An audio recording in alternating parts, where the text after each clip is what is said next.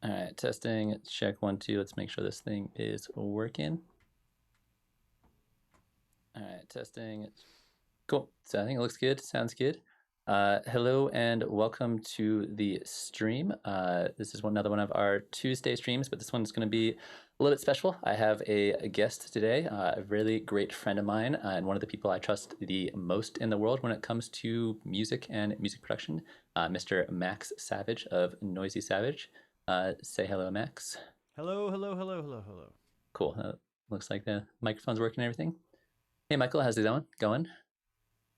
So instead of doing my normal kind of like Tuesday stream where you guys can come by and just ask questions and all that kind of stuff, we're going to be talking to Max and I'm going to be asking him questions about some of the projects he's been working on, what he kind of does for a living and how he gets paid in the music industry, and talk a little bit about some AI music production, which is something that he's now very acclaimed for, which I'm really excited about. I think we'll get into that in a little bit. Also, I just do want to mention that if you guys have any questions for Max about anything that he does, feel free to toss it in the chat, and I'll be keeping an eye on that, and I will relay those questions to Max. So yeah, let's go ahead and just dive right into it. Max, you want to tell us a little bit about who you are and what you do and what kind of stuff you've been working on? Sure. So first off, I just want to let everybody know I can't see the stream or anything that's going on. So if you're saying stuff and I'm not responding or I just seem kind of clueless, it's because I rely on Zach 100% to know what on earth is going on there. So if he doesn't ask your questions correctly or anything like that, that's 100% his fault and not mine. Um, yeah. So, anyways, I Zach and I went to the same school together, actually, music school, back in the day, Pure Mind, and Shout out to Pure Mind. yep. And since then, I started my own production company called Noisy Savage. My name is Max Savage, and I do video and audio work. Um, as a musician, I think it's really hard to find enough work to be able to survive and live in a reliable fashion, especially if you live in a place like San Francisco, where I am, and the rent is really, really high. So I've always done something supplementary to audio work, which is video work, and they're actually very similar. It's still track-based storytelling over time. You have EQ and you have color. You still have dynamics. You still are chopping up clips and kind of collaging them together. It's kind of funny how similar those two skills are. One you just have a camera, and the other one you just have a microphone. And so I've always done both of those, and sometimes I'm lucky enough to be able to do both at the same time. But yeah, so that's what Noisy Savage is essentially. And recently, I've started doing experimental videos for a orchestra named One Found Sound in San Francisco, which is pretty cool. During the pandemic, it was kind of a gift from the pandemic. Which is kind of weird to say, but essentially, there's no audience that's going to show up for an orchestra performance when everyone needs to be home and socially distanced. So they were like, "Hey, can you make some crazy video content?" And because I was already a musician, I kind of understood the pacing and the almost strangeness and weirdness that could go along with it. And so I've been creating a bunch of crazy videos to go along with it. And the musicianship is a factor in that because editing wise, you need to understand meter and you need to understand rhythm and you need to understand time signatures and that kind of thing. And so those skills applied directly to it. But the orchestra is called One Found Sound, and they're located in San Francisco. So I've been doing that, and then I've been producing local artists or artists that were originally local as they moved away from San Francisco, as just about every artist has. Myself included. Yeah, exactly. I'm still here for some reason, and yeah, so I've been doing that, and most recently, actually today, we just won the 2021 AI Music Contest, which was put on through Eurovision. Funny enough, and it was like a competition with a whole bunch of really amazing entries, and you had to use AI as part of your creation process to whatever degree you wanted to. And it wasn't just me; there was a team of us. I was more the producer side, but yeah, they just had a big contest. And this morning, I was giving an acceptance speech, and it was announced by Imogen Heap announced us, and I was on like a Dutch show, at like 6 a.m. It was a really weird morning, but it was great. So yeah. That's awesome. I mean, like I've known you for a long time, and I know you're kind of like you're always doing new and interesting things and always kind of like switching it up. So it's super cool to like see you do like here's another thing that I'm also really good at, which is AI music, I guess. I was gonna wait till later in the stream to ask you about it, but since you brought it up already, you want to tell me about like a little, like what that process of using AI in music and like how you integrated it into the process and how the team kind of like came together? Sure. Yeah. So it initially started with John Gillick contacting me, who's also another Pyramind alum, and which is, this is a little thing. If you're thinking about going to music school, I feel like this is a plus one for that, just because you meet a bunch of cool people that Yeah. you get to stay in contact with. Um, but he knew about the contest ahead of time. He worked in AI and music already, and he was like, "Hey, you want to join forces on this?" And he brought in another dude, Matt Sims, that also worked with AI, but more on the literature side. I'm probably getting that wrong by saying literature. There's probably another word for it, but um, so it was the three of us, and eventually I brought in Brody, who is a vocalist from Cathedrals and some other projects that I work on, to join us.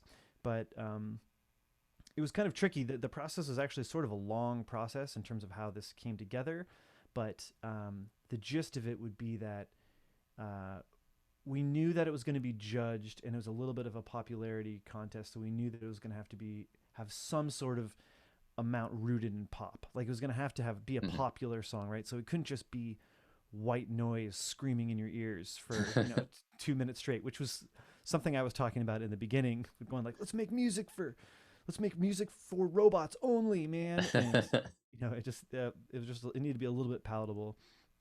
So what we did was we listened to this song Daisy Bell, which was written in like the late 1800s, and it was sang in 1970s by an IBM computer, and it's like the first recording of a computer singing ever. And it's in 2001 Space Odyssey actually, and Oh, it's crazy. this terrifying thing of the computer going like Daisy, Daisy, this weird Yeah. The, uncanny valley kind of thing, and it's sort of terrifying at the same time and just really unsettling. And like so the classic like old school sci-fi robot voice kind of thing. yeah, like I don't know, there's something terrifying about like an all-powerful robot trying to be sweet, and you're just Yeah. like, "Ugh," like it just doesn't work. Yeah.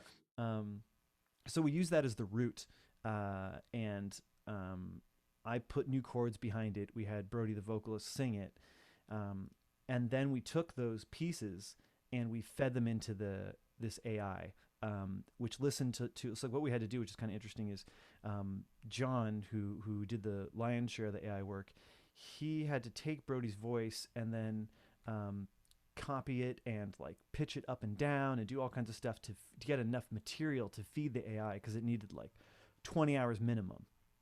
So Hmm. he had to take like a 3 minute clip essentially, and then mess with it a whole bunch so that we had enough like nutrients to So feed it. so you just fed it the one song that you wrote just over and over again. Essentially, yeah, and like weird versions that were like super slow, sped up versions, just all different ways to look at it from different angles to try and kind of get the most juice out of this content that we had. Hmm. And so then it spat out a bunch of imitations. Essentially, it tried to go, okay, I see what you did. Let me try and do that too. Hmm. Yeah. And it's terrifying. Like what what comes out of it isn't music. It's like horror horror movie content. It's like Yeah, it's terrifying. like the image is the Google AI where it like puts dogs everywhere. Yeah, yeah, exactly. It sounds like pig squeals and like someone's like throat opening while they transform into a cyborg against their will. Like Yeah. it's horrible, horrible sounds. And Yeah. so we had to kind of pick and choose some of these little snippets and little moments, and I used those moments to um, create all the rhythm. Built turning it into drum sets within Ableton, and Hmm. then I took this one high pitched sound that it kept creating of just this like constant noise, and I turned that into like our organ instrument so I could lay our chords through it, and then a bunch of other little snippets and stuff that we used to kind of build the texture. So we built that, and then Brody, and then we fed the lyrical content. We gave it the original song, and then said, now write the next few verses, because you always need an Interesting. input. So you can't Yeah. just say write me a song. It has to be like, Yeah. well, what kind do you want? Like, what is this based off of? Yeah. Well, So so you inputted like 20 hours of music into it, yeah, and then how much did it output to you that you had to go through?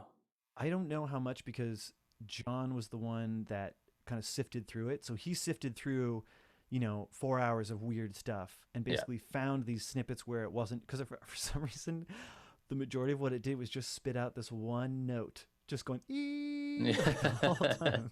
Really So like he that had one to note. find, yeah, exactly. So maybe music for robots would be just that. Like it's a four Yeah. hour concert of one note. One note. Robots are just crying, in Yeah, the it's in the beautiful. It's bleachers. the perfect Yeah, frequency. exactly. And so yeah, then we gave it the lyrics to Daisy Bell and said, here are the lyrics, write the next few verses. And so it wrote a lot more, which was hilarious. And it wrote like, some of the lyrics are like cars doing push-ups, and yeah, which I think is like a weird thought. It must be thinking about lowriders, I was thinking later, maybe. And then it did like go on, listen to your body choir is like the main the chorus. Yeah, And I saw that line. It's a really yeah, cool line. there's a bunch of funny lines, and we actually had to censor some of it because you know some of the nutrients that are going into the AI is like the entire internet, and like as soon as it starts to get dirty, it just goes downhill real Yeah. quick. So like we had to. There's a whole paragraph about Oprah's bowels that we had to cut. It just wasn't appropriate for the song. So the AI rewrote the lyrics, and then it also came up with a melody based off of the chords that we fed it. So it said, okay, this is your chord structure. This is your MIDI that I gave it of me playing the piano. And it said, Hmm. okay, here's a melody with Daisy Bell. The original song is my guide, and these chords, here we go. And that was a weird melody. And so we gave that to Brody. And so she had to take these weird lyrics and that weird melody and kind of figure out how to put those together. And Hmm. the way we treated it was we treated it that the AI was basically like an artist that we were producing. So Hmm. like someone kind of coming in the studio and going like, hey, I have this idea for a song. Like I'm not so sure about it, but what do you think? Kind of a thing. So Yeah. we go, this is cool, but maybe change your pre-chorus or maybe end on this note. And Yeah, maybe tweak this little thing here. exactly. So we let it still be the AI's Which is bait. something we've talked about you've done for a long time with artists, where it's like they'll bring you an idea and you've got to like shift that idea into something a little bit more like comprehensible. Yeah, you're like the way I think of it is you're framing it. You don't want to replace the artist's soul in the song. You Yeah. want to keep their soul there, but just make it a little bit more palatable or a Yeah. little bit more understandable so Just that refine it a little bit. yeah, so that other people can show up and go like, "Oh, I get this." Hmm. And sometimes the artist is stubborn and is like, "Don't you dare do that." And you're like, "I'm always like, hell yeah, that's great. Like, Yeah. let's keep that then." Yeah. Um, so essentially, that's what we did with the song, and they did one more round where we kind of put it all together and synthesized it, and fed it back to the AI again, and it came out with weirder sounds that I used for like one more round of sound generation, and yeah, and there was a lot of people that entered this contest. There was some teams of like 40 people, and like I just people made music videos and Did you check out all the other entries? yeah, I think I listened to almost all of them. There's a couple I didn't. And there's some really interesting stuff. I mean, I highly recommend it if you're interested in like the forefront of modern sound design and modern electronic music generation. Um, it's a pretty amazing because Hold I on, I don't want to interrupt you, but Serafin go ahead. Sanchez is in the chat. He's a good friend from Ableton. What's up, Serafin? We're talking with Max, my friend Max, has just won an AI music contest. We're talking a little bit about the process of producing with an AI and how that went. So if you have any questions or thoughts, feel free to toss them in the chat. And that goes for anybody else who's also out there hiding in chat world. But sorry, yeah, continue. Cool. Uh, so I thought that if you think about okay, we're going to use an AI to make music. Like I don't know, my first reaction was extremely quantized, auto-tuned, Daft Punk Hmm. esque voices, Everything's voca. perfect. Yeah. Yeah, exactly. And actually, it was the exact opposite because all those rules are like human rules for music, Hmm. essentially, like four on the floor, all those things. And what I found was all the AI generated stuff was insanely organic. Hmm. which was really surprising. And like, if you think about it, like let's say you wanted to go from the sound of, you know, Zach's singing Hmm. to like a violin playing. If you were to use like Contact or something like that, and you wanted to shift between those sounds, you would be probably sample based, right? You'd record yourself, which would then be a wave, and Hmm. then you would, you know, do effects and whatever the deal is to formant shifts and all that kind of stuff to slowly get to the violin sound, which is also samples. You know, like if you use a contact instrument, a piano or whatever, it's all samples. The trippy thing with what AI was doing is it's creating it from the ground up. So it sounds really organic. So it Hmm. sounds like a real instrument. And when it would shift between instruments, like from a voice to a violin, it, I don't know if you remember the movie Willow Yeah, when, yeah, when the it ending was of Willow, of course. transforming into all the different animals. Yeah, I don't know. That scared the shit out of me when I was a kid, yeah, and that's what it sounds like. You can, it's like your brain automatically imagines you going like "Whoa," as you like transform into these different instruments. It's really interesting. yeah. It's like it can flow from one instrument to another seamlessly with like because it views them all kind of as like the same sound, just evolving. Yeah, and it sounds really organic, which is the trippy part. It just Yeah, sounds so like I would lean on AI for the organic parts actually, rather interesting. than the like cut. And you need the human to go like, hey, stop now, now play, like chill out, you know, that kind of thing. Hmm. So it was pretty interesting. Do you feel how many times did you end up like inputting things to the AI and then like taking it back? Like, well, like how many rounds of the back and forth was I that? guess it was like three. Okay. Um, three for sound design and for like instruments and that kind of thing. And then on the lyric side, I don't know. There was like it was kind of all always evolving. You know, Hmm. he like disappear for a couple days and come back and be like, "Hey, I got this new paragraph. Like, we got to check this out." Yeah, we got some new crazy things that the Yeah. Oh, AI and by the way, the told me. song's name is "Listen to Your Body Choir," and the band's name is unpronounceable. But the closest we've gotten to it is imagized. But if you go to aisongcontests.com, I believe, we're on the front page, and you can listen to it, and all the other submissions, which are also really awesome, like really cool stuff. What was the judging process like for the contest? Was there like a rubric or was it just based off of their own kind of opinions about the song?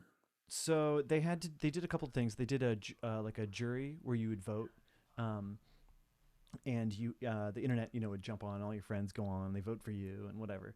Hmm. And then the other one was there was a jury of like people that work in AI music, a songwriting teacher from Berkeley, Imogen Heap, some of the other people I can't remember who they were on the jury, and they had a few different criteria. One of the biggest things was that we had to write a process document, which I didn't Hmm. write, thank God. Yeah. But I was quoted in it and everything. I was sort of like the dumb caveman in the process, just like, I like art. What is AI? Kind of thing. But the process was interesting, I think. And so they also would listen to your process and judge that as well to just say, like, was this an interesting process or did you just throw a filter, you know, or like Hmm. do a random, you know, because when you listen to a song, you can't tell what's AI and what's not Yeah, all yeah. the time. And so that was part of it as well. Interesting. Yeah, Is this the kind of thing you would like do again? You would you like it want was to? it was sort of like producing with. I think I described it in the document if I can remember correct. Quote myself. It was like my left arm was a cybernetic arm with extra abilities, and my right arm didn't exist. And Like it's one like, arm is tied behind your back and the other one's yeah, superhuman. yeah, exactly. Because like some of it's really slow, where you feel like you're trying to run with like a leg in concrete, where it's Hmm. really slow, and some other things were really interesting and surprising. I think that the tools right now are a little bit hard to use. There's like Magenta Studio, which was probably the easier one to use. And if you're big on the technical side of Ableton and routing and clip view and stuff like that, I think you'd understand it faster than I would have, than Hmm. I did. Um, but there's still a little ways out. I think to just like popular consumption to just like download a plugin and use it instantly. Hmm. But it is very very interesting, and especially if you have a writer's block of any kind. Yeah, I've been one of the things I've been doing on the channel a lot is a bunch of different like random sound design processes processes. where you can kind of like generate different ideas when you do have writer's block, where you're just like, I just keep hitting random buttons until I get something cool, and then I can Yeah. just use that. It sounds kind of like that, except for it generates tons and tons of content for you, and then like most of it is garbage, but you get a few gems in there, and then you take those and then you like turn it into something like beautiful. Yeah, it's pretty wild. I mean, I think there's a lot of different ways you could use it because essentially it's like having access to every single sound and every single instrument in the world that's morphing between all of that at the same time. Hmm. So it's really, it can be really open ended. It just depends on how you wield it and how those kind of get created and that kind of thing. I think I'm definitely interested in using it more. Um, but okay, here's one great example of a way to use it.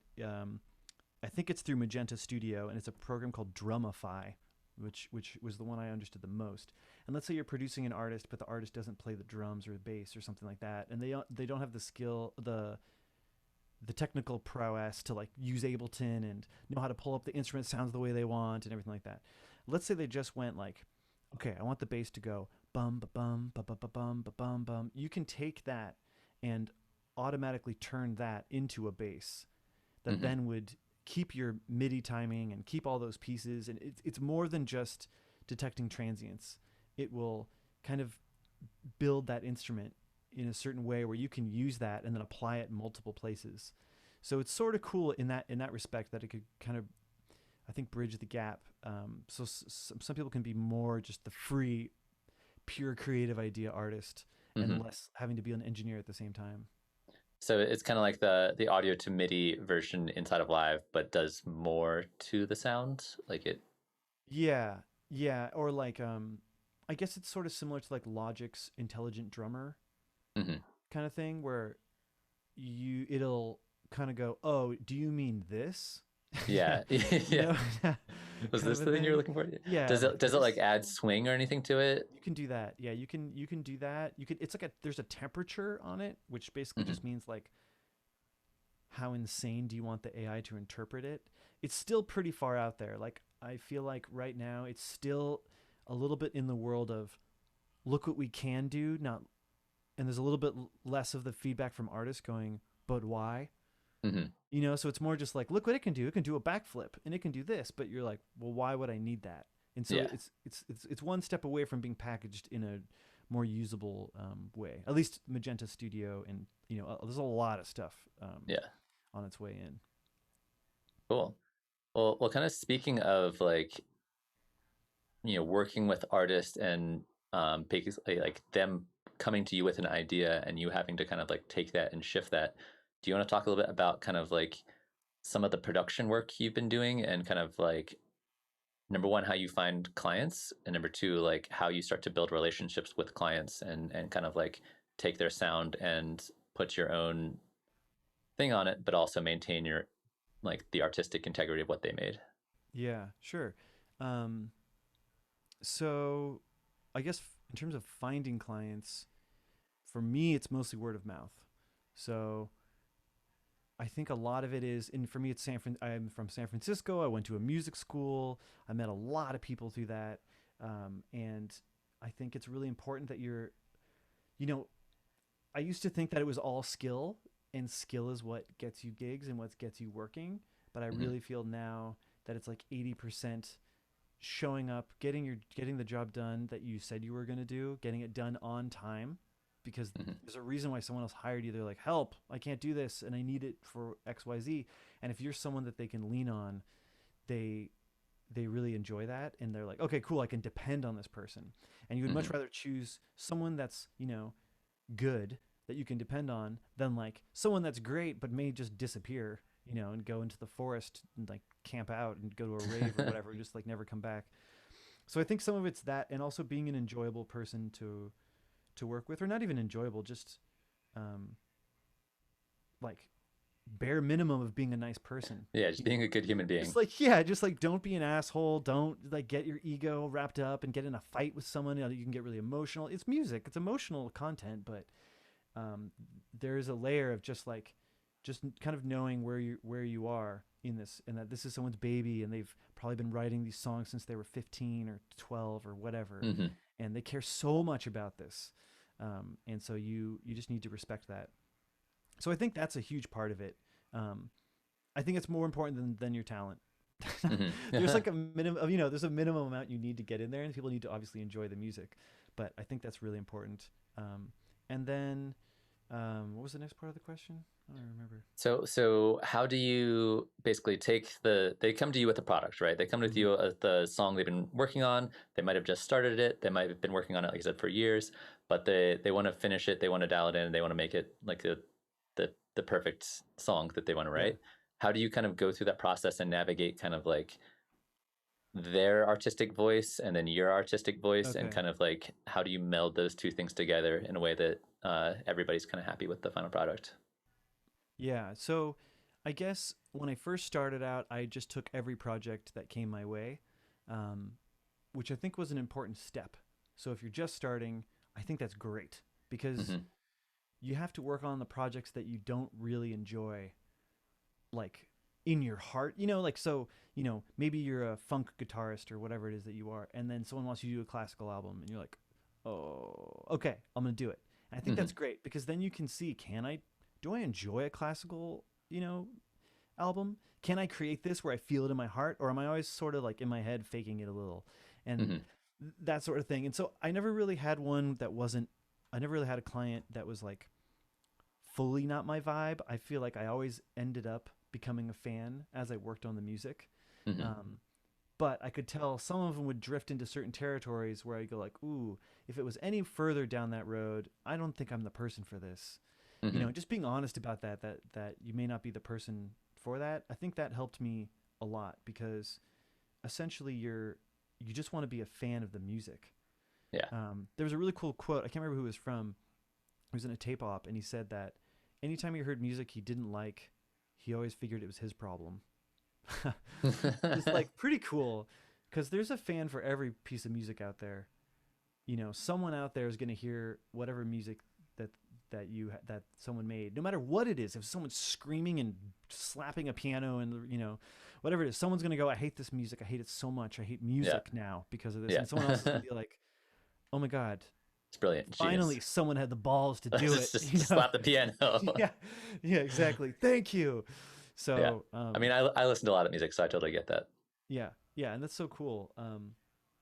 And so I think just being a fan of it, and then also, for I don't know that this is for everyone, but I put a lot of my own style in the music that I work on, and so it's just about the artists I work with knowing that that's where we're going, Hmm. and just being like, hey, my dream is that an artist comes to me and says, hey, I like what you did on XYZ project, or I heard your music, whatever, I like your style, my and my style, I hope you like it too.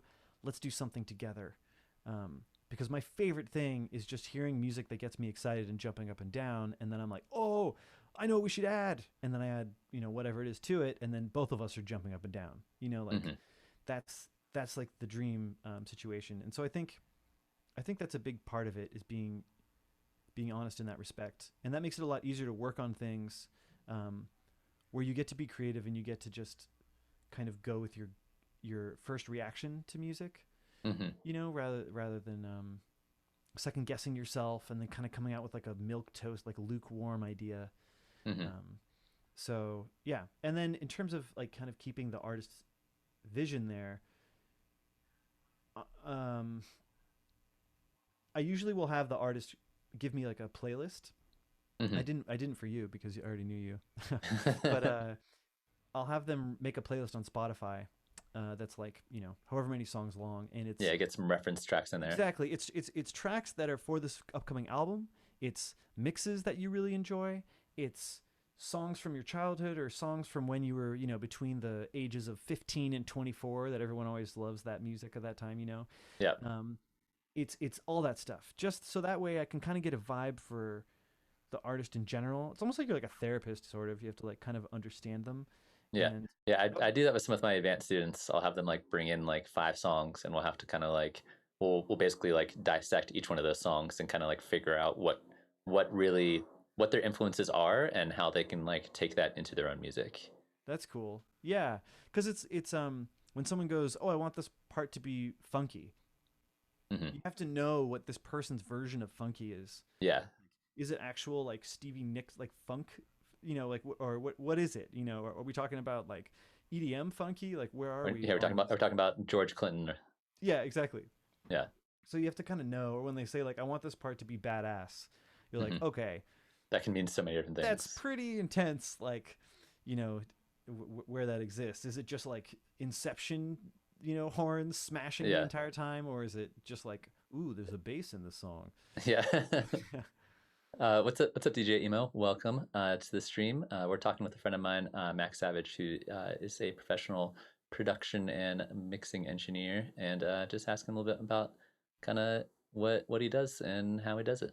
So if you have any questions for him, feel free to toss it in the chat.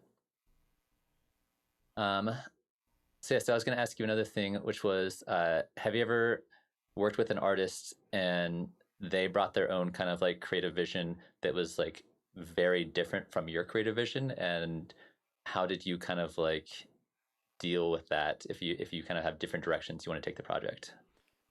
Yeah, I mean, I feel like, yeah, you're not going to be aligned with every artist. There are some artists where I'm a little separate from, and in the end, you just, as a producer, you have to remember it's not your track. So I'll say, and Hmm. there's almost always some sort of disagreement in every project, you Hmm. know, and you go, hey, I really think the vocals are too loud. Like for a classic one would be, since I created all the accompaniment, I'm really attached to the instrumentals. And I'm Hmm. someone personally that I love vocals, but I don't listen to the lyrics that much. I tend to listen to everything else, even in the music that I love. Hmm. Um, and they'll be like, "Oh, I want my voice louder." I'm like, "Dude, if we make it louder, it's going to be like a karaoke version." And they're like, "But that's what I want." And I'm like, Yeah. "I don't know. Let's listen to some references." And there'll be this little battle back and forth, but it's almost like you're bargaining. You have to bargain a little bit and just like, okay, sure, we're going to go back and forth, but in the end, they're the artist. They get to make the final decision. They're paying you, so they get to make the final decision. Yeah. At some point, if it's so terrible in your eyes that you think it's the worst thing you've ever heard and you don't want your name attached to it, you can Hmm. always just not have your name attached to it. Yeah. So that's what I've never done Have that before. I was No, about to ask if you ever done that. no, I've never done that before. But I will find myself just naturally the music that I enjoy the most, I'll be promoting it more just Hmm. because I'm so excited. I'm jumping up and down and I'm just so stoked on it. It So it yeah, it also sounds like kind of from knowing you over the years that like you had that phase where you like just said yes to everything kind of phase, yeah, and you're no longer in that phase where you can kind of like pick and choose which projects you want to be part of, and so you have a bit more like liberty going into it to say like, okay, I'm really excited about this because I've either worked with this artist before or I've heard of them before and I want to work with them, or they want to work with me and yeah. they kind of know that going into it. So it seems like the further you get in your career, the more you're able to have your creative license expanded, and people will want to listen to what you're saying because that's why they're coming Yeah. to you. Yeah, I mean I hope so. And I think that the other thing that I realized, and this is 100% personal, is I realized that I can't do a quick I'm not good at quick. Hmm. Like that's just not my style. I tried to do okay. I'll just do a 2 day. I'm only gonna spend 2 days max on this, and I will always end up spending way more. And I can't. I can't let something out of the gate until I sit with it. And I'm just not one of those people that is really really fast in terms of the chords and the emotions that I like to make. It always takes a little while for me. I'll sit on one chord progression for like 2 hours until I get something, and I'll go down a few wrong rabbit holes until I'm Hmm. like, oh, there it is. Yeah, I feel this. And when I realized that that was like an immovable object, no matter how hard I tried to just be like a factory, I couldn't do Hmm. it. It made me realize like, okay, I'm not going to say yes to the projects that'll torture me then, Yeah. because I'll be stuck in that. And then I think the other thing is, um, what I found was I was surprised by the more I leaned into my own gut reaction for music, the more successful it was, Hmm. which was interesting. But it makes sense with the artists that I like Bjork or something like that. When everything's oversaturated or extremely saturated, I actually kind of like how saturated it is, but so I don't want to say over. When everything's wonderfully saturated, Yeah. um, you there's so much music out there that like you don't need to worry so much about your genre. I feel like you can lean into some weird stuff, and I think a lot of times when you think you're weird, you're really not. Hmm. Music out there is weird. Yeah. Like it gets really strange. And so what I found is the more I leaned into my like gut reaction and my own personal style and my own things like that, the stronger the statement was from the song. Yeah. And so Yeah. then the more people enjoyed it because they could feel this like subconscious emotional statement. It was stronger. And Hmm. so that surprised me. I wasn't expecting that. Yeah, that's a big thing for me a lot when I'm listening to music is authenticity. Yeah. Like if you can hear the authenticity in a song, it doesn't matter if it's produced good or bad or not. Like you could have a Yeah. song that's mixed terribly. I mean, like old school punk rock is a great example. Like the mixing was not great. They recorded that in their garage, but Yeah. like the authenticity and the emotion Yeah. are there on the tracks, um, and and that's super super important. And I would rather listen to an authentic song that's produced terribly than a perfectly mixed, perfectly mastered song that has like no no like real authenticity or emotion behind it. Yeah. I mean, essentially, yeah, because it starts to feel like color by numbers or something. Hmm. Um, and I think in the beginning, you'll start emulating bands that you enjoy.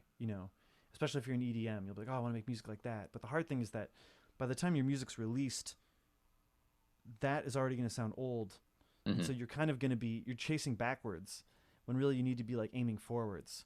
Yeah. And so there's no way to know what the future is bringing musically. I mean, you could like study it and like maybe we could make an AI that will know exactly what we're gonna love, you Hmm. know.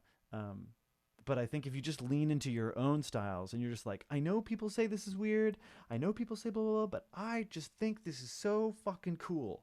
Yeah. You're gonna find Do, someone else that loves it that much. yeah. Do you know the one genre that I always think about that whenever I think about that attitude is drum and bass. So like drum and bass had its time in the sun, Yeah.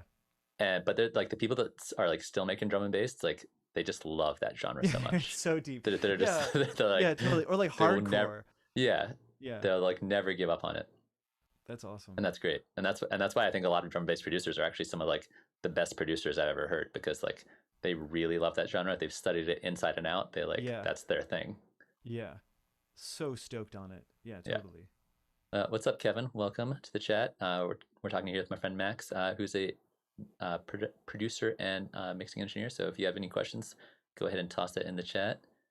Um, so yeah, so I was going to ask you another thing about production stuff because you're talking about how like your process is slow and just in general, like how do you do time management? Because you are working with clients that have deadlines, and how do you Yeah. like make sure that you're actually getting things done on time and not just wasting infinite time on chord progressions or whatever? Like do you have a Yeah. way to like do you have like time limits to put on yourself? Do you like how do you get shit done on time? Also, when you're getting paid to do something, you want to make sure you're not spending 500 hours doing something and Yeah. not getting paid that much for it. Right, because if you're getting a flat fee for whatever you're working on, every hour you take, you're getting paid less per hour. Hmm. Yeah. So it could be scary, but I think deadlines are really important. I think that if there isn't a deadline, you'll never do it. Hmm. You'll just I'm never do it. totally that way. I'm definitely Yeah, that way. because there's unlimited permutations of every song, and the famous quote like no song's ever finished, is just abandoned. Hmm. And so at some point you have to be like, okay, I'm abandoning the drums. Um, what I'll do is, well, deadlines are really important. I mean, I literally just today there's a project that's been going on for a really long time, and I've been having a hard time finishing it because I want it to be so good, and I just keep spending time on it. But I've been spending too much time on it. Before even like on the creation phase, on phase one, I'm spending forever trying so many different ideas, and honestly, I could do this for 10 more years and just keep Hmm. trying new ideas and just sit right here.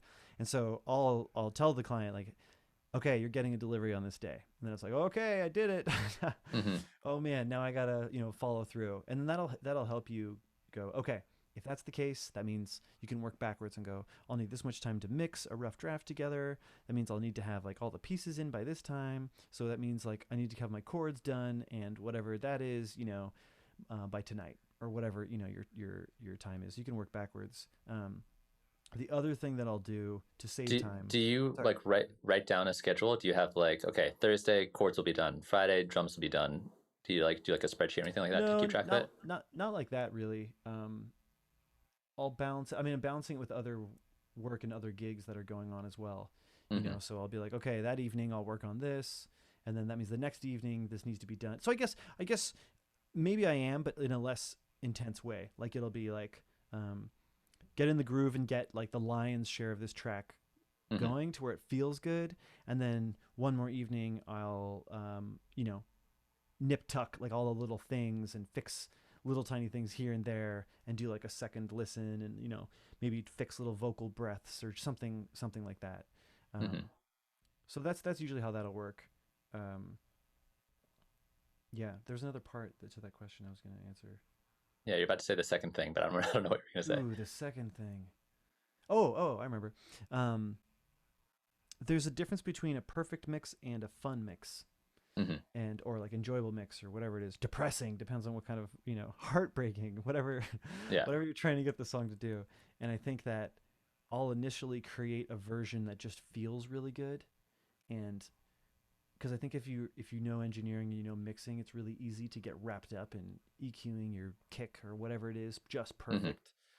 And you'll just go down this horrible rabbit hole when in context it actually doesn't matter whether your kick is plus 2 dB at the 60 hertz or not. Like, Hmm. So you're basically saying that the perfect is the enemy of the good. whoa, that's pretty cool. I'll dig that. I mean, That, yeah, let's say that's that. a I didn't make that up. That's a saying that Oh, exists. oh, I wish well, I made it up. yeah. Um, yeah, I think so. I think sometimes I think that like you have to separate it. So like I'll create a fun mix, which is the Hmm. mix that gets me excited. Usually has a limiter or like a fat compressor or multiband compressor on the master bus. The electric guitar is too loud. The bass is too loud. The drums are just whatever. It's Hmm. messed up. It's too much. Hmm. But it gets me stoked. And when I hear that and I like, I'll watch like a Vimeo clip of animation or a movie, or I'll put something else on, some kind of weird animation or like a drawing or something, and then I'll listen to that. That way you're out of the world of Ableton and what are tracks and all that stuff. You're hearing just the pure music. Hmm. And if I'm getting stoked on the song, then I'm like, this is rad. And I'll usually send that to the artist and be like, it's not mixed, it's not whatever, but check this out. And Hmm. they're going to respond to just the pure emotion of it. Hmm. Because they're not going to be, they're usually not in a studio facing two speakers going like, okay, let's hear how muddy the 250 hertz is. Yeah. They're just going to be, what's the feeling I get from this? Yeah. Um, and then I'll go down the rabbit hole and start mixing and fixing things. And Hmm. I'll compare to that original mix and go like, yeah, this mix I did at the end is better, but Hmm. is it as fun as that first one? Like, does it get me excited? And a lot of times it doesn't, Hmm. which is funny. And you go like, oh, and I'll reload the old mix Yeah. and be like, and I've been trying to figure out what that is. Um, and I think some of it is like if you took a really cool photo and you just defocused it slightly, your brain will fill in all the gaps in between. Hmm. You'll fill in like let's say it's like a fantasy picture or something like that, and there's like dragons and all kinds of crazy stuff. Your brain will fill in the imaginary world that's there. But if you have a hyper focused, super high resolution picture, there's no place for your brain to fill in the gaps. It's like Hmm. 100% what you see. It's just a documentation.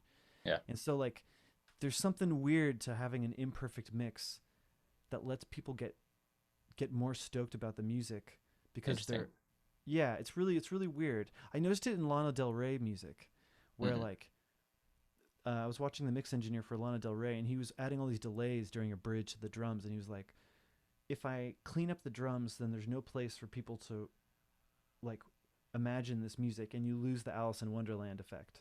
Hmm. I was like, That's whoa. really interesting. I feel like you got a bunch of really interesting opinions about mixing that I want to dive into. But we got a question from the chat. Cool. As far as I know, you don't do a whole lot of mastering. You're mostly focused on production and mixing, correct? Yeah, I mean I've done mastering. I mastered the AI song, Hmm. uh, but I would much rather give it to someone else at that Yeah. point. So DJ Emo from the chat was just wondering about what roughly the going price would be for like a master on a track in your experience. You're gonna find anything from someone that's wants to get their portfolio and they want to just do it, and they have some gear and they just are so passionate they're just out of school where they'll do it for free or a favor, to 25, 50, 100, 800. Like it's really very, I know this is like the worst answer. It's really varied, but I think more importantly than like the cost you pay, I think it's the vibe being right. Hmm. I think that mastering is actually just as important aesthetically as mixing or even like writing. So like you want to find someone that masters music that you like or is in the same world Hmm. as you, that they can Yeah, get the they need to know the context of where the song's yeah. going. It surprised me. I mean, because I thought it was like so technical. You know, it should hit Hmm. this, and that way when it hits Spotify and or YouTube, they don't normalize, and those things are really important. But it's about finding someone that matches that. So, and then finding what their price is. But I would say like, you know, $100 a track, $50 a track, if you're just starting, is a Yeah. maybe you can cut a deal and say, hey, I got 10 tracks, maybe we can do a deal. Um, Maybe they're more expensive because they have some sweet ass gear somewhere and they work with Billie Eilish and whatever the deal is, which is also Yeah. cool. But that's a good starting place. Yeah. I found just to kind of like continue with that, around like $50 per song is like what I consider like the low ball kind of Yeah, like going rate. yeah, And then it goes up way higher than that depending on how famous they are or how much they want to do it. But I think oftentimes the price is not necessarily equivalent to the quality. yeah. We have some mutual friends, Alex and Jay, who sent a track many years ago to some famous dude in the UK who charged I think like $1,000 maybe for, I forget. Whew. It was like a he was a big famous mastering guy, and they got their master back, and then they also mastered it themselves, and they A/B'd the two together, and they like their own master better. So Rough. I mean, but it was like it was a learning experience, and Yeah, yeah, totally. I'm glad they did it instead of me. Yeah. But yeah, so like I said, find somebody uh, who knows the genre really well. I think oftentimes one of the best ways to do it is just look up albums that you really like. Uh huh. And I mean, there's no liner notes anymore because people don't really release albums anymore. But oftentimes on like Bandcamp or sometimes on the band's website, you can see like mixed by X at whatever studio and mastered Yeah. by whoever at whatever studio. Just find out that mastering studio, and they have got a website, and reach out to them and see what their prices are. And usually the mix engineers and mastering engineers kind of have a little buddy going on. Like Hmm. a lot of mix engineers have the same mastering engineer that they'll use for everything because that mastering engineer they have like a little relationship going on. Like how do you technically treat your gain staging and your master bus and those kinds of things. And if I give you something of this level, can you make sure my dynamics are this X, Y, and Z? And so that there's usually like so if you can also find someone that mixed an album and hit them up and find out who their mastering is. You get that direction as well. Yeah. So yeah, so I want to ask you a little more about kind of like your process with mixing, because I've I've talked to you a bunch about mixing, and I feel like your approach kind of stems a lot from your approach to production, where it's like it's about authenticity and like maintaining a certain level of rawness in your mixes, but also still sounding really clean, and how you go about achieving that kind of sound. It's all just this one plugin. No, I'm just joking. Um, everyone's always like, myself included. I was like, "What is it? It's PSP Vintage Warmer, isn't it?" Or Hmm. something. Yeah. Um, I think that there's just mixes that I like that are my style, which is like Sunlux is a great example. Pretty much everything he comes out with, or their band comes out with, those mixes I just love. What's the other guy's name? Can Wakan is another guy. I grew up with like Radiohead and Portishead and all the heads and Massive Attack and Deftones and Sugaros, and those are like my barometers. I guess Alabama Shakes. Sean Everett's the mix engineer that did Sound and Color, their second album, as well as Jamie, which is what's her name? Brittany Howard's solo album, the lead singer from Alabama Shakes. And those are like incredible mixes to me, and I've poured over them forever. And some of my style comes from just things I'm a fan of. Hmm. Um, but I think a lot of it is because I never came from the clean world of music. I came from like Prodigy and Chemical Brothers and kind of that like 90s electronic music, which was still machines and distortion and like Nine Inch Nails and those kinds of things. Hmm. Um, so I tend to want that, or maybe it's just because I came from electric guitar, so I want that like almost like untamable beast Yeah. sound from the synths rather than the super clean, perfect, J-pop, K-pop like crisp, which is awesome, but it's just not my thing. Yeah. Um, Sounds. And I guess a lot, and I love reverb, and so I guess in terms of like technical? Are you talking about like technical things? I'm not gonna. I mean, I would definitely love to hear about some of your technical processes for doing things, but also with just like almost in like a philosophical, like artistic Okay. way. Like, how did you kind of just? I mean, besides just your influences, like how did you discover like your own voice when it comes to mixing? Because I think a lot of people think about people's artistic voice in terms of production, but Yeah. like mixing is itself a very creative process. Right. It's not just like cut and dry technical stuff all the time. Yeah, that's true. Um, I mean, I think some of it all comes from the music you listen to and the music you're trying to emulate. But then also, I think some of it was learned while I was mixing tracks and stuff like that. Certain like things that just I got really excited about. One in particular was in terms of like vocals and like melodyning or auto tuning vocals. For anybody that doesn't know, melodyne is like a more human auto tune. So it's not just something you turn on and then it's just like T-Pain voice between pitches. It's something where you can actually look at the vocal, see how it hits different pitches, and then really, really subtly move it, just nudge little pieces so it still sounds human. I mean, I don't know that I think there's very few artists you'll listen to now that don't have some degree of melodyne on their vocals. Hmm. Maybe Fiona Apple's new album doesn't, but like, it's Fiona Apple. But Yeah, that's why they give it that 10 stars or whatever. yeah, yeah, There's no Melodyne, automatic right, 10 stars. yeah, yeah. Um, but one thing that I found out was like I like emotion a lot. I always want emotion from songs, and my favorite songs are the ones where I really identified like cinematically kind of with the emotion of the song and what's being said and everything. And emotion comes from imperfection, which is weird. Hmm. Uh, if you take your favorite song, whatever it is, and if you auto tune the entire thing and quantize it, you will wring every piece of emotion from that song completely from it. I mean, blues, you're literally, the blues note is out of key of the, key, which is why Hmm. it's blues. Like, so that's where it comes from.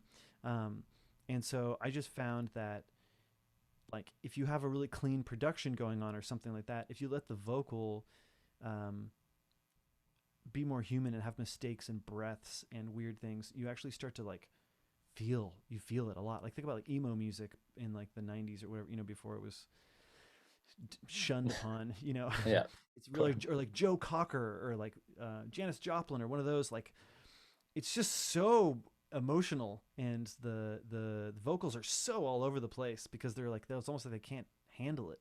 Hmm. um, and so there's one project in particular I was working on, and the vocal from the band New Spell, and the song's called Of Time, and she was recording keys, and she just had a SM58 just kind of near her mouth, and she just was just singing for like a scratch vocal just so everybody in the band knew when to come in and that kind of thing, and it had this disconnected, out of tune feeling, and it made it so sad that every time she recorded after that, it didn't have the same emotion.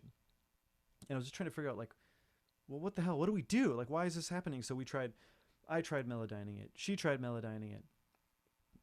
We tried her laying on a couch, like on the ground, recording that direction. She tried it in the studio with the U80, U87 going through an Avalon, like super nice. She tried belting it. She tried the iPhone earbud. We tried everything and we couldn't get it to work. It never felt the same. Um, and then we realized that the pitch of the vocal was a little bit flat, and we started listening to like Radiohead and Nina Simone and stuff like that, and we realized that all those vocals are just slightly flat, and it's because that's where the sadness in the song comes from, because it's heavy. Hmm. It sounds stupid, but it's like, it was crazy, and then that's when we realized like we would literally A B between the melodyne and non-melodyne version, and it'd be like emotion, no emotion. Hmm. And so yeah, it's weird. You have to leave the human imperfections in to be able to identify as another human. Yeah, and I think our ears just naturally gravitate towards that kind of sound. So, like Yeah. in nature, there's not like perfect sounds. Right. And like nowadays, because everything is so electronic, like even analog synthesizers, the thing people always say about analog synthesizers, they sound better, and the reason people say they sound better is because the actual the electrical currents going through them are not perfect. Yeah. And so when you play a note, it might not be the exact frequency it's supposed to be, but it makes it sound better. Right. Like lo-fi beats to chill and steady to. Yeah, It's all yeah, like exactly. going whirr. The whole thing is all just, yeah. Yeah. Sweet. Well, we got a whole series of questions from Jack C in chat. So he's saying, should I listen to my monitors flat in my studio? I think he means to like, do you fly them sideways or keep them upright? Any preference on that one? I'm No, assuming I that's mean, what you mean, well, Jack. I mean, I don't know if you mean something else. okay, well, let's answer both. One, okay, if you're talking about physically flat, like horizontal or vertical, Mm-hmm. I would say that I that's know. actually, I think maybe he's asking about putting like EQs or like a thing oh, on it. okay. Maybe Yeah, I we'll mean, answer it's, both though. yeah. Okay, so if you were talking about vertical or horizontal, the one thing I would say is that when I'm listening, like on these speakers, which you can see here, there's like the tweeter on top and the mid driver down here. I will catch myself going like, "Oh, it's not bright enough." I was Oh, talking about that. EQs. Oh, never mind. It is. Oh no, it's not. And so like, it is something to be aware of that. Like your 1 inch up and 1 inch down is going to change your perception of the brightness or darkness in the track. Mhm. If we're talking about EQs, Yeah, um, that's what he's talking about. I think I think it's good. I think that generally in a studio you want it to be as flat as possible.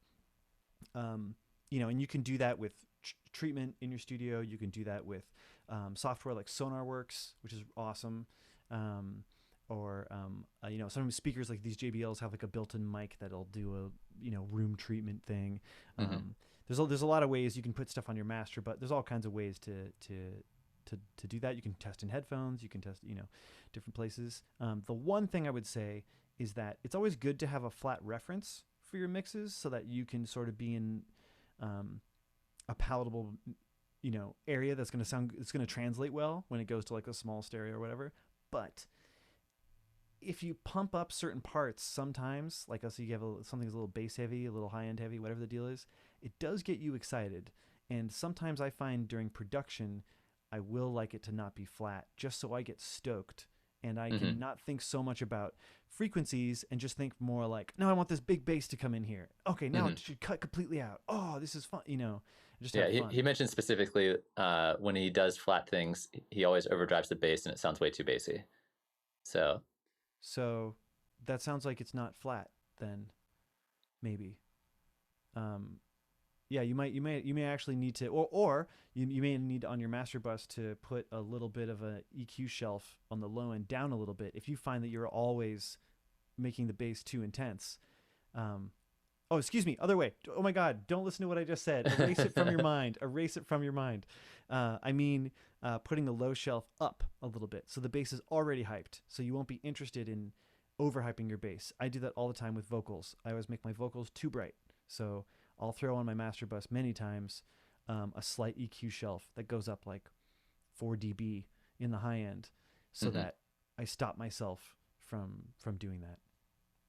Yeah, you preemptively Yeah, make it sound just too yeah. much, so you're not tempted to do more to it. Right, because we all have our own habits. Like we have our Yeah, own weird, habits. yeah, I do the same with sub bass. I always crank my sub bass too loud. Yeah, it feels so good. Yeah, it feels so good. Totally true. So you're basically thinking that like when you're producing, like just feel out the emotion for it, but maybe when you're like kind of move into mixing, then you want to flatten everything out. It's good. Yeah, I mean, everyone's different, and sometimes people need really strong separations between those two. Some people don't. Sometimes for me, like nowadays, I'm starting to all get a mix going, like with just like a kick and a snare and a bass or whatever. That's so cool that I'll get excited by how great the mix sounds, and that'll almost be, the mix will almost be part of the songwriting because it does some weird cool thing.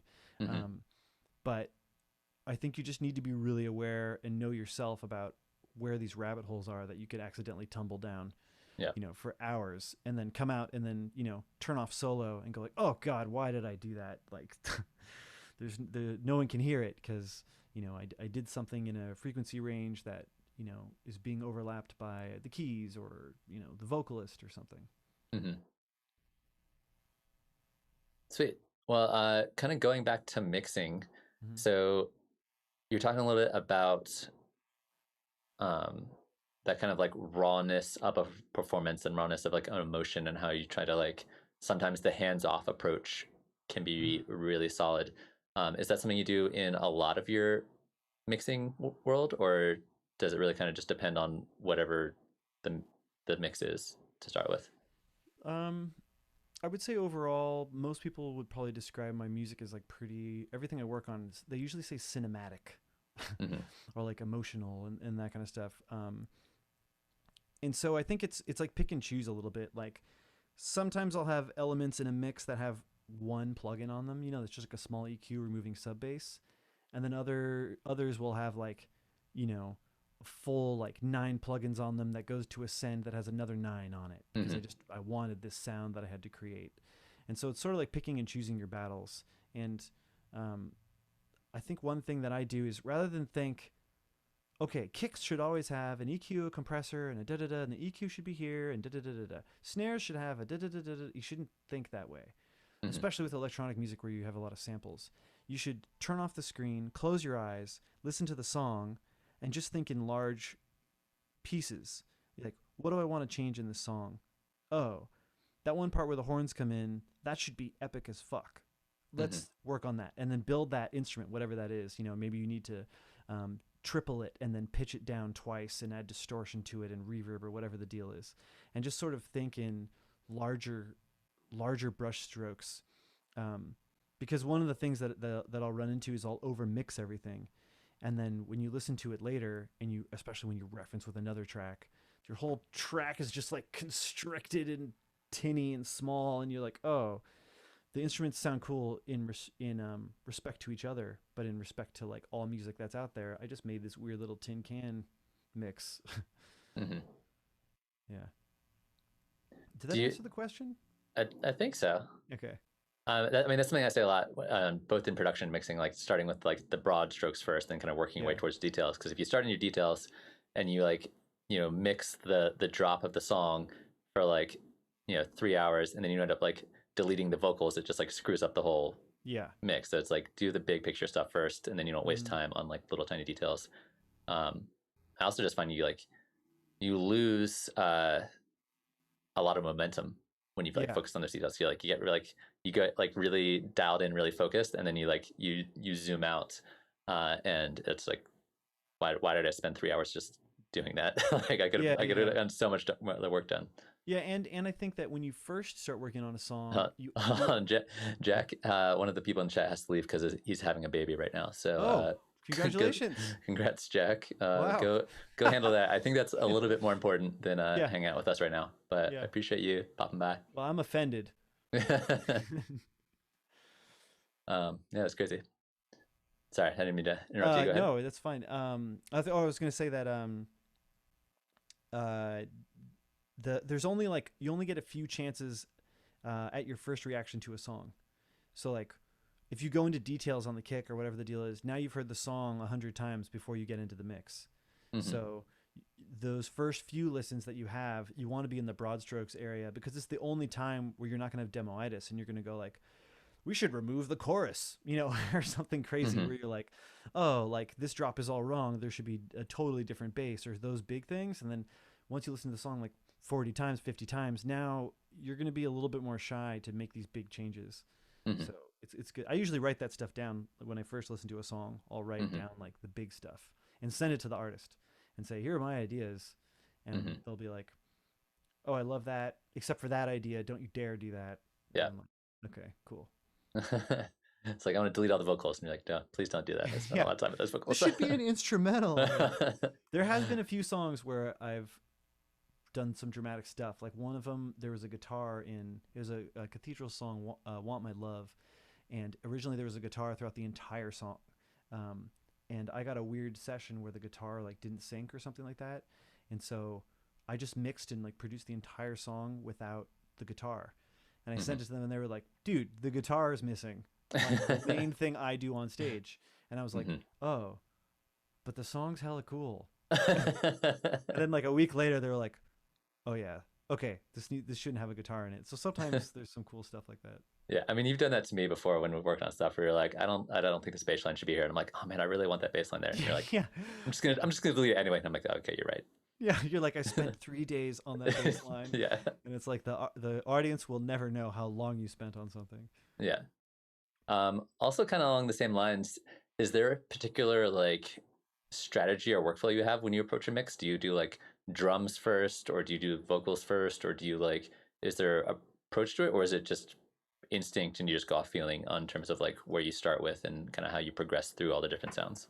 I think as a mix engineer, when I'm in mix engineer mode, or just producer, the drums are modern electronic music, which is most of what I'm doing is electronic and acoustic kind of combined, Hmm.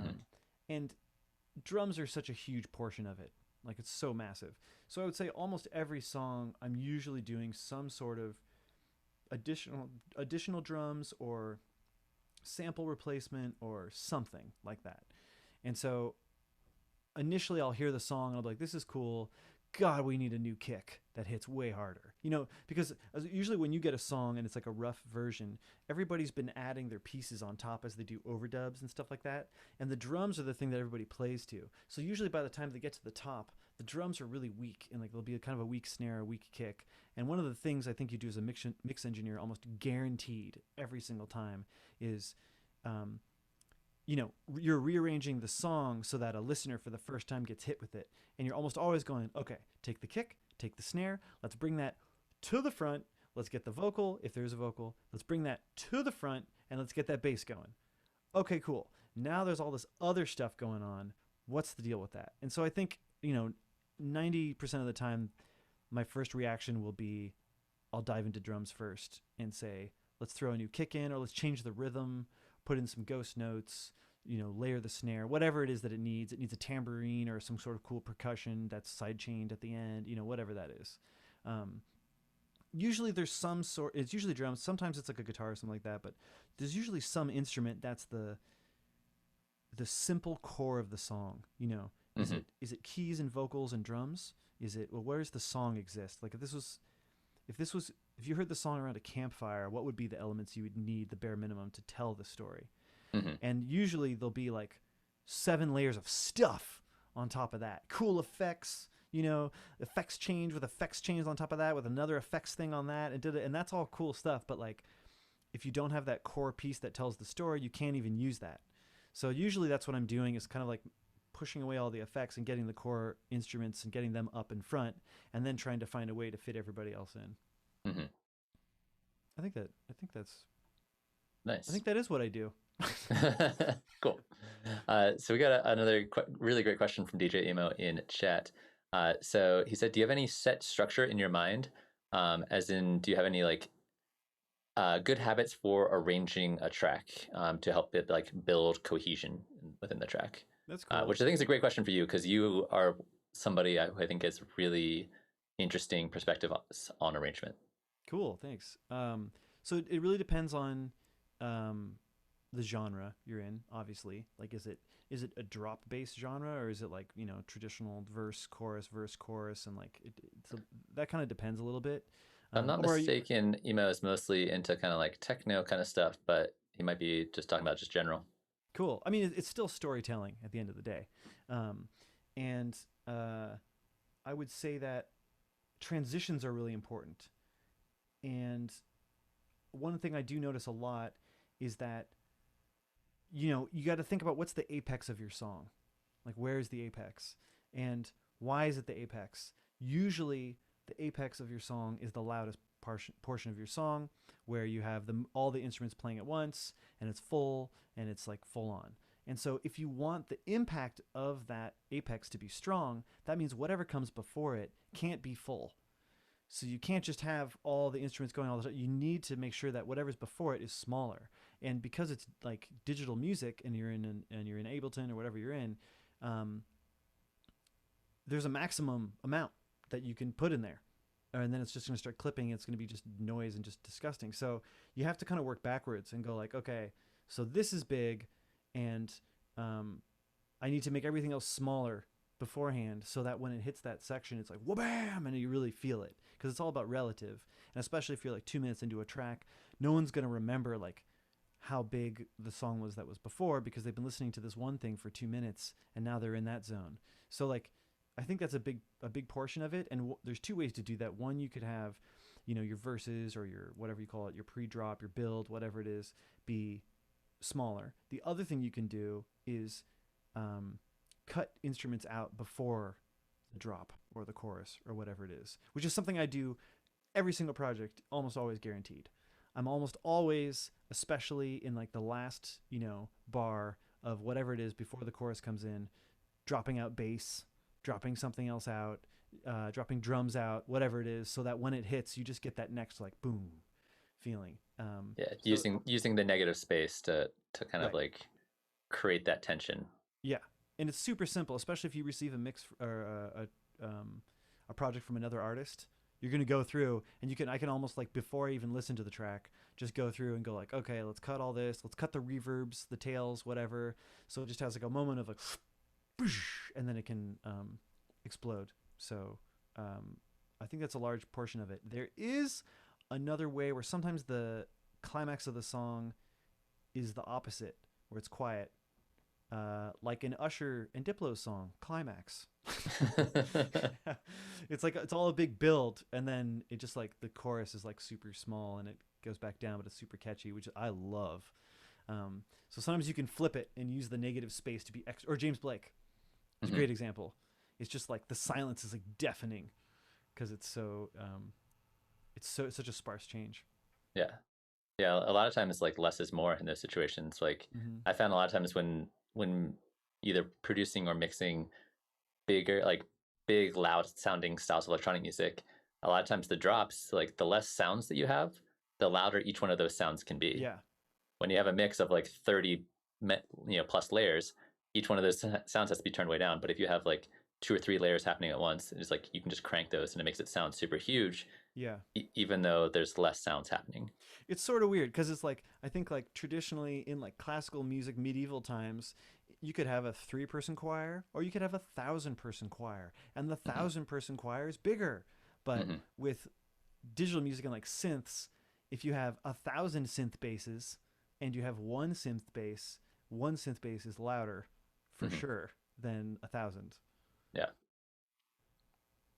You'd also mentioned a little bit about storytelling when it comes to arrangement, and I feel like storytelling is a little easier to get across in music with lyrics because the lyrics can kind of like progress the concepts along.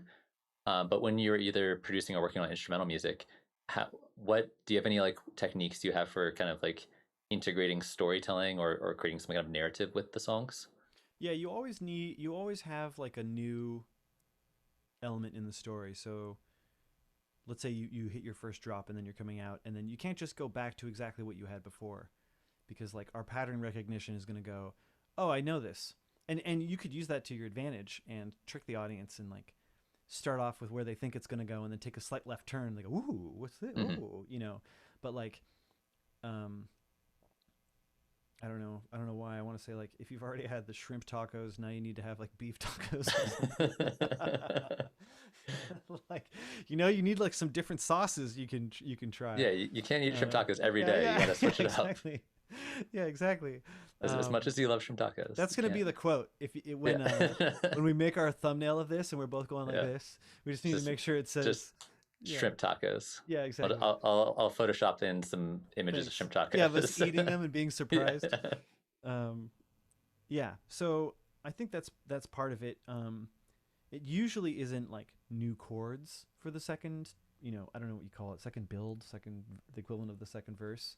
Hmm. Um, it's usually some new rhythm element, or some new kind of ear tickling sort of sound, some distant lo-fi guitar that's sidechained, some sort of percussion piece that kind of like switches the beat a little bit, and then you put little fills in, where the kick kind of jumps a little bit around or stops for a second, then comes back in.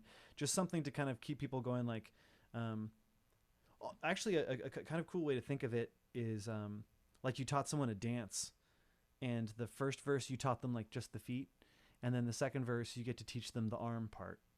Because like you couldn't teach Yeah. them both at once because it'd Hmm. be too much. But then like this way you're like, okay, so you got that first one, but now we're gonna add another thing. Oh, okay, I Yeah. see what I do.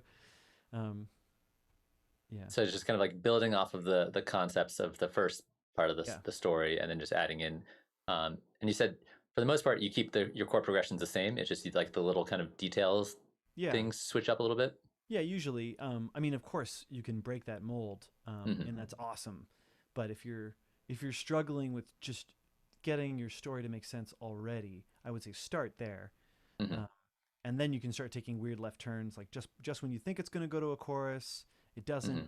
Like a trick that I always love is like a really really big build that feels like it's going to be gigantic that then just goes the opposite direction, Hmm. um, and then hits you. Or like one thing you'll hear a lot in music is like um, the drop comes in on the snare rather than the kick.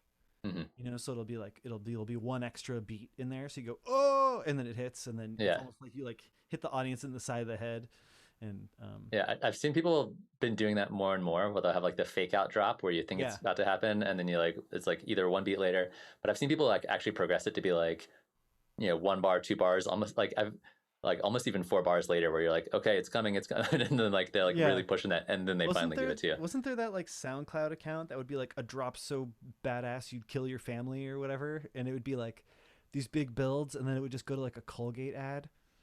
No, Like, I it's haven't like, seen that. yeah, they would be like, oh, and it'd be like side effects may include diarrhea, such and such. Yeah.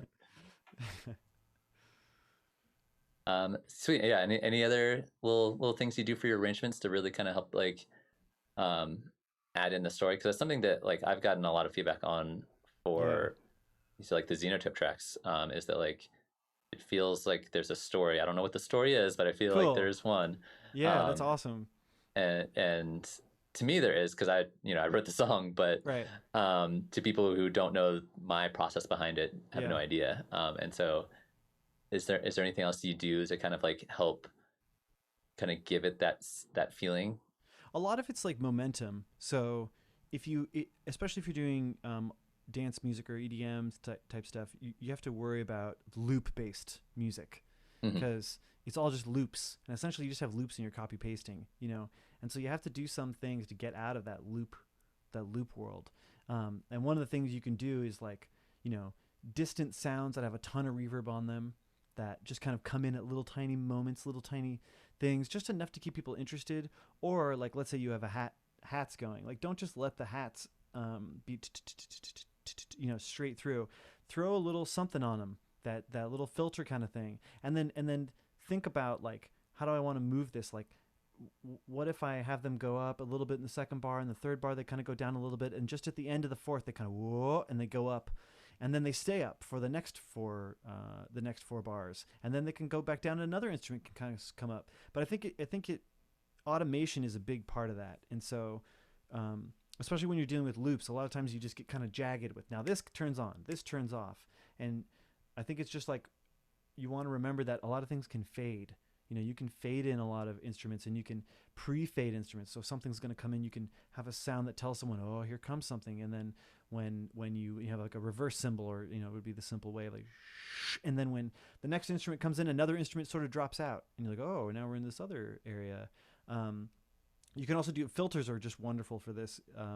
You can have all the drums.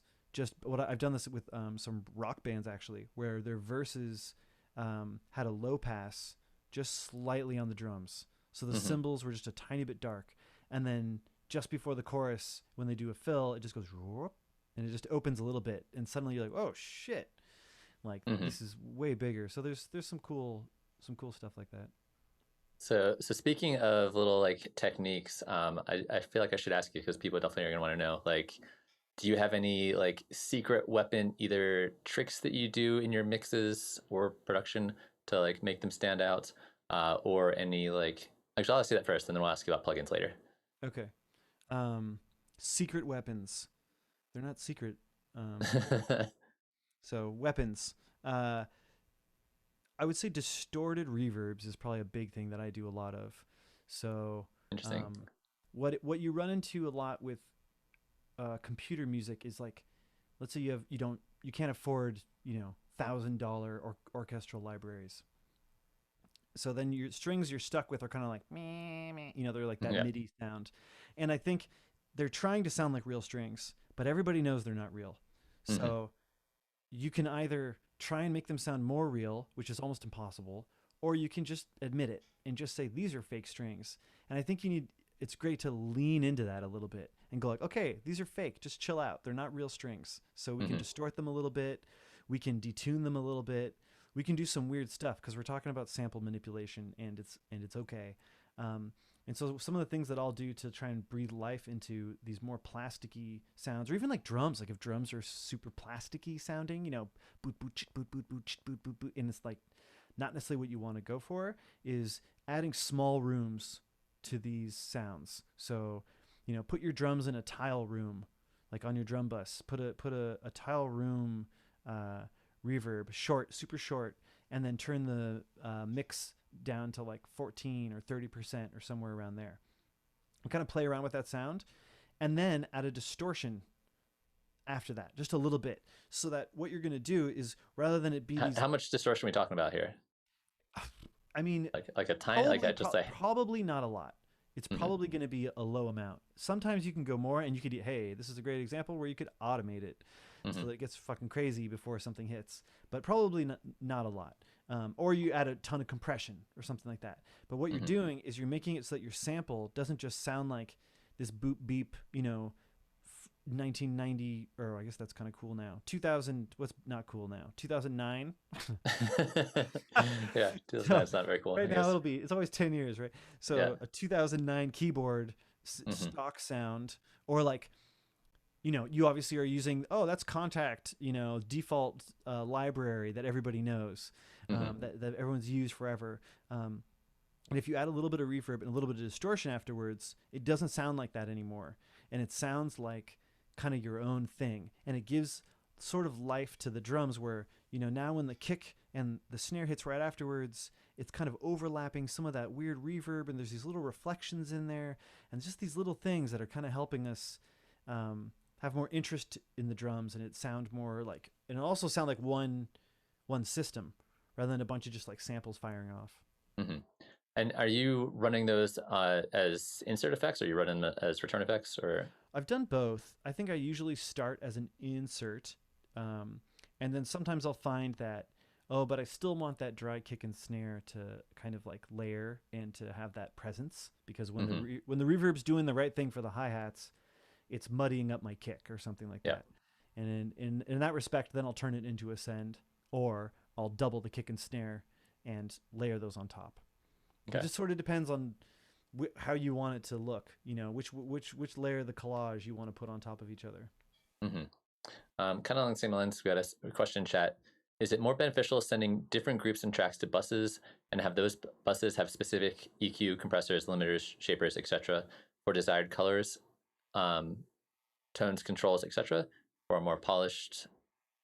I think that's the end of what they put in chat. But basically, they're asking using different, yeah, just using basically groups or buses for like color control Yeah, kind of thing. I think that's like template mixing essentially, Mm-hmm. and some people love that stuff. Like I know Skrillex has like a pretty crazy bus system that he Mm-hmm. sets up where it's all together. I think if you're creating the same genre of music and it's all going to be sort of similar with where instruments sit, Mm-hmm. your snares always going to be around this range and that kind of stuff. I think that can be really cool. Um, it's a little bit limiting in that all your songs are going to sound similar. If you love that, hell yeah. But Mm-hmm. that's where you could run into a problem where you're like, oh man, all my songs are sounding sort of similar.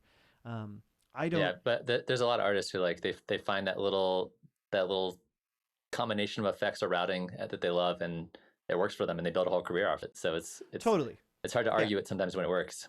Right. Oh yeah. Totally. Totally. Totally. And I think it's a lot of it's like genre and your own Mm-hmm. personal taste. For me, I wouldn't be able to do that because every project I get is so wildly different that Mm-hmm. I couldn't. If I made, I mean, I have a pseudo template which is just basically reverbs and some certain tools that I reach for, but it's not. Here's my kick lane. Here's my snare lane Mm-hmm. because I'm getting a stem and it's like all the drums are just one single waveform I have to deal with. Sometimes it's here's a real drum set. Sometimes it's here's a hybrid. It's all over the place. Mm-hmm. So I wouldn't be able to kind of like jam that into a template. Yeah. So kind of going back to your reverb and distortion on sampled instruments trick, what kind of plugins are using the devices are you using for Uh, those? I'm using a lot of Valhalla, the Vintage Verb, Valhalla Room. Um, I use a lot of those mostly because they're like processor friendly. Hmm. It's just like wonderful to when you're doing those experiments. I Um, love the Valhalla stuff so much. It's so good. yeah, I mean everybody uses it. I'm sure at some point Yeah. people will be like, "Oh, it's that it's like the '80s snare. It's the Valhalla sound." Yeah. Um, but and then for distortions, I'll use Decapitator, the sound toy stuff like Decapitator, or if I want it to be like brighter, or Devil Lock if I want it to be kind of like Devil Lock is like the transients get kind of squashed down and it's more like bassier. Or I'll use Saturn, which is really cool. Um, or I actually have been using a ton of Dirt, which is from Native Instruments. Saturn is Fab Filter. Yeah. Um, yeah, Dirt is actually really cool. I've been using that a lot. I was surprised how much I use that. I haven't Um, tried Dirt. I'll have to check that out. yeah, it's cool. It's really it's all distortion is like I feel like I'm always going whoa and like trying to just like chill it out. Hmm. Um, but putting your distortion on a reverb is a really cool way to get a lot of interesting sounds. Like even if you take a lot of my basses, or like kind of badass synths you have in like the low mid area, angry synths. Hmm. Um, I'm not that good at synthesis, but I feel like I'm pretty good at mixing. So I'll build most of my sound design through the plugins, not through the actual synthesis. Hmm. Um, so you grab a plugin that just goes like bing, and then if you add a reverb on that, and then you distort it, it'll do like bing. It'll do this like weird like Yeah. tail end and all these. And if you bend it and if you hit a few things, it does all these unexpected crazy sounds that I suppose you could create by going in there with a pen and changing your synthesis just perfectly. Hmm. But I find that if I just perform it and record it, then I have this Then do you go synth. in there? Do you resample it all and like play it back in different notes, or just chop Um, it up? a lot of times I'll resample if it's really nuts, or I'll just play it live, and then just have it exist in MIDI, where it Hmm. is, and freeze it or whatever, just to save myself the processing. Um, I guess that's another thing about my production that's a little bit different is that I play everything live. Hmm. I don't draw in almost any MIDI, and most of the drums I play live as well, and then quantize for the love of God. I'm not a Yeah. yeah yeah. Nice. Any other plugins that you've been using a lot recently that you feel like deserve some Um, love? yeah, Soothe 2. It's a plugin that's really awesome that you can put on your master bus or other instruments, and it basically removes digital pain. It sounds like just what it does. You can go too far with it, although maybe that's its own sound design experiment. But it just sort of like removes that like baby scream ice pick feeling. And it can also remove like resonances from the low end and stuff like that. That's a really cool plugin that I've been digging a lot. Um, I really like what's it called? Inoteca. What's the keyboard in Native Instruments? Uva Uva Inoteca is the restaurant down the street. Wait, what's this one called? Unicorda. Yeah, Ancora. Yeah, yeah. I love that. That's really fun. And um, God, what's the other one? I mean, I use a lot of Little Altar Boy, but not so much on vocals anymore. I've been using Hmm. Little Altar Boy like on guitars. Um, so like if there's a guitar solo in a song, guitars are a little cheesy these days, and so to make up for it, I'll like do audio to MIDI and have a synth play the same guitar line, and then use Little Altar Boy to kind of change the formants around so that when you hear it, you're like, is that a guitar, a horn, or a Hmm. like what the hell is that? That's a fucking crazy instrument. Yeah. So yeah. Nice. Well, speaking of vocal processing, Hmm. uh, what's your workflow like when somebody sends you a bunch of vocals and you gotta make them sound super dope? Is there any kind of process you like to use for that? Yeah. So first, it's obviously just like arranging it all and figuring out what goes where and that kind of thing. Um, and then depending if the vocals recorded pretty well, I'll start with levels first and just kind of place them around where they should be and that kind of thing. And maybe just throw like an EQ. I usually use FabFilter Pro Q, and a compressor on the vocal bus. So like, let's say there's like 8 vocals singing in harmony. I'll just Hmm. throw on the vocal bus just so it sounds compressed, like it's going to fit in the track, and then sort of find its place. Um, and then I'll dive in, and then I'll go, okay, cool. This sounds good here. This is where it's going to be. It's going to be super reverby, or it's going to be close, or I want it to be like a mid. Trying to find its space where it lives in the track. And then I'll go in and I'll go to each an individual vocal, and I'll cut out all the breaths. If it's a track that we don't want breaths in, like backup vocals or something like that, Hmm. make sure you crossfade all that stuff. Maybe do clip gain on some of the vocals to make sure it's balanced, and then go through and do EQ and compression. I really like RVox. It's like, I don't know. I read that Kanye West used it like 7 years ago, and I was like, sweet. And it's the most plug and play, instant, good vocal sound that I've found. Who makes that? Waves. Okay.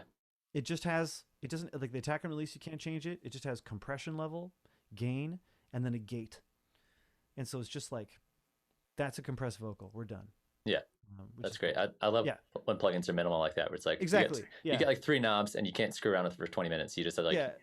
put it on Yeah. there, tweak it for like 30 Yeah. seconds, and you're done. Totally. Yeah. So that's cool. And then with a lot of vocals, then you can get really excited with effects chains, and definitely doing a lot of pitching these days where you take vocals and you double them and you pitch them down, 12, um, or use a little altar boy, or something like that, or distorted reverbs. Hmm. All right, I'm gonna play around more with distorted reverbs to Yeah.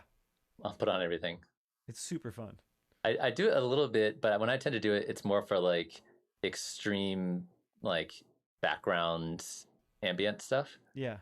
So I'll have to try it on like violins and things. Dude, yeah, like put it on your drum bus, or Yeah, your or I'm definitely gonna your try that. or your bass or something like that. Like it's pretty crazy, and you get some really really crazy sounds. Nice.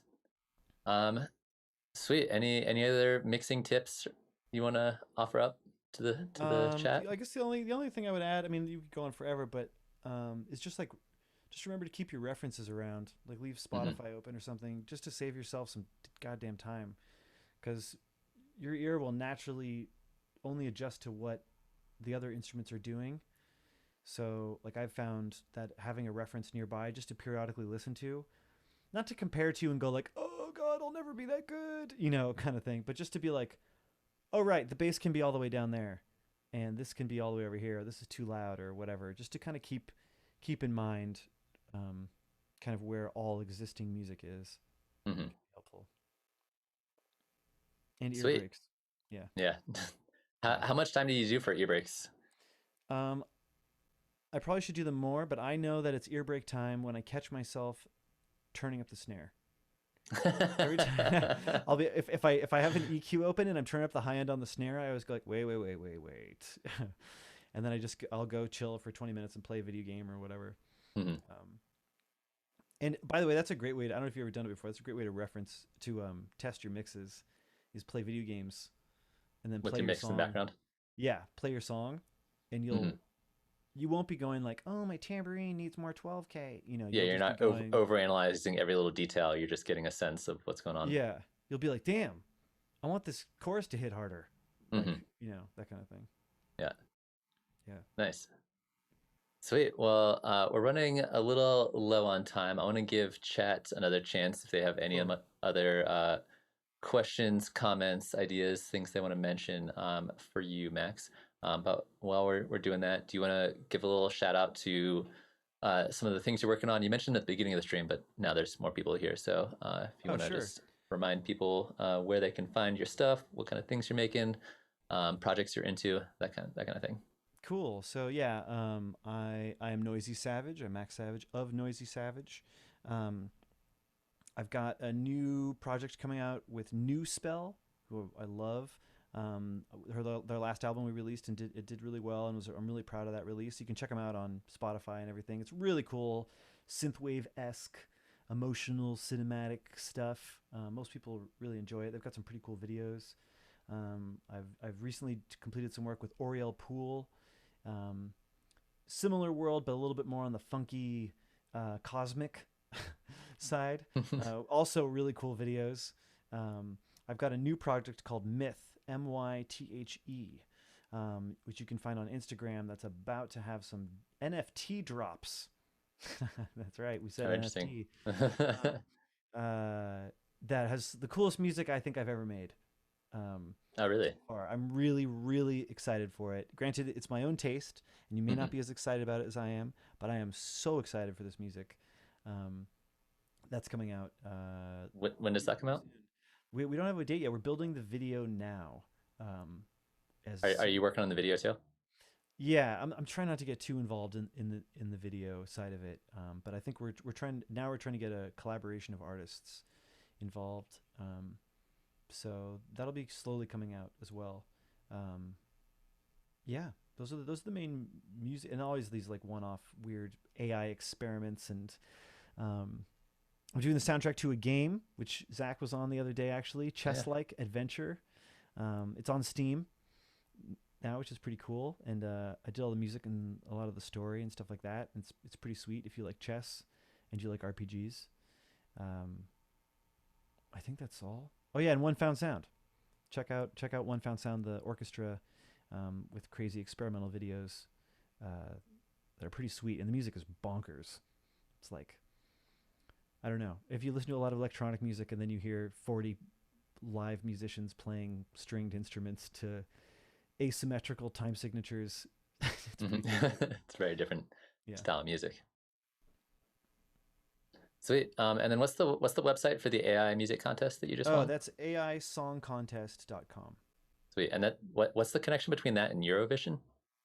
It's put on by Eurovision. It's like Okay. they put it on. Last year was actually a Eurovision contest, so all the tracks had to sound like Eurovision tracks. And this year they opened it up. Um, so yeah, and there'll be a bunch of crazy stuff coming from that in the week. There's like panels and a event, and you can learn all about kind of the future of AI music and all that. It gets pretty deep. So if you're a dweeb like me, you'll probably enjoy it. Sweet. Yeah, I'm definitely gonna check more of that stuff out. Yeah. Sweet. Well, Max, I very much appreciate you coming on to the stream and hanging out and answering both of all my questions and everybody else's questions. Thanks for Um, having. yeah, chat. You guys are amazing. Thanks for being here. I'll be back on Friday for another song feedback stream. And Max, maybe sometime if you want to join us for that, we Hell can yeah. both listen to people's songs and tell them what they need to be better. Yeah. And then we should flip it around where then we put one of my songs and let everyone rip me to shreds. Yeah, that'd be great. Yeah. Um, yeah, and then also just as a reminder for anybody's out there, the second sample pack song challenge is out, so you can download the samples. Max, you're welcome to do this as well. I made a Cool. sample pack. You can download it, and then the last Friday of the month, we'll be doing another song feedback stream, and it will be only songs that are made with the samples from the sample pack. As like, Cool. sweet. Well, yeah, thank you guys for being here, and like I said, see you on Friday, or maybe next week, or some other time. I also just put out a video today that's like a little intro to Max for Live stuff that's from last week's stream. I just chopped it out of the stream and released it. So if you want to get into Max coding, there's a little video up there on the channel you guys can check out. Sweet. Well, that's it for today, and I'll see you guys later.